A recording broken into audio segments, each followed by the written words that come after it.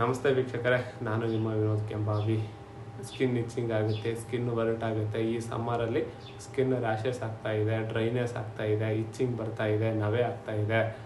Skin ಒಂಥರ ಆಗಿಬಿಟ್ಟಿದೆ sir, black ಆಗಿದೆ, ಬ್ರೌನ್ ಆಗಿದೆ, ರೆಡ್ ಆಗಿದೆ.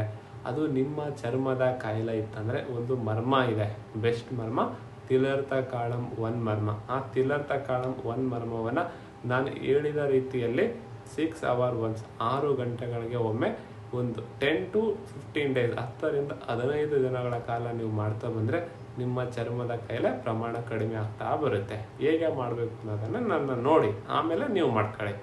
ಜಸ್ಟ್ ಈ ಮಧ್ಯದ ಭಾಗದಲ್ಲಿ ನಿಮ್ಮ ಬೆರಳನ್ನು ಇಟ್ಟು ನಿಮ್ಮ ಕಣ್ಣುಗಳನ್ನು ಮುಚ್ಚಿ ಹಾಗೆ ಮೇಲೆ ಎತ್ತಿ 1 2 3 ಸೆಕೆಂಡ್ ಹೋಲ್ಡ್ ಮಾಡಿ ಮತ್ತೆ ಕೆಳಗಡೆ ಬಿಡಿ. ಮತ್ತೆ ಮೇಲೆ ತಗೊಳ್ಳಿ 1 2 3 ಸೆಕೆಂಡ್ ಹೋಲ್ಡ್ ಮಾಡಿ ಕೆಳಗಡೆ ಬಿಡಿ. ಮತ್ತೆ ಹೀಗೆ ಕೆಳಗಡೆ ಬಿಡಬೇಕು. 3 ಟೈಮ್ ಮಾಡಿ 6 hours once ಮಾಡ್ತಾ ಬನ್ನಿ.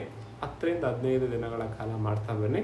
ನಿಮ್ಮ ಚರ್ಮದ ಕಾಯಿಲೆ ಪ್ರಮಾಣ ಕಡಿಮೆ ಆಗುತ್ತೆ. ಪೂರ್ತಿ ವಾಸಿ ಆಗಿತ್ತಂದರೆ ಮಾಡಬೇಡಿ. ಇಲ್ಲ ಸರ್ 50 ವಾಸಿ ಆಗಿದೆ, ಇನ್ನೂ 50 ಇದೆಯಪ್ಪ ಅಂದರೆ ಇನ್ನೊಂದು 10 to 15 days ಕಂಟಿನ್ಯೂ ಮಾಡಿ.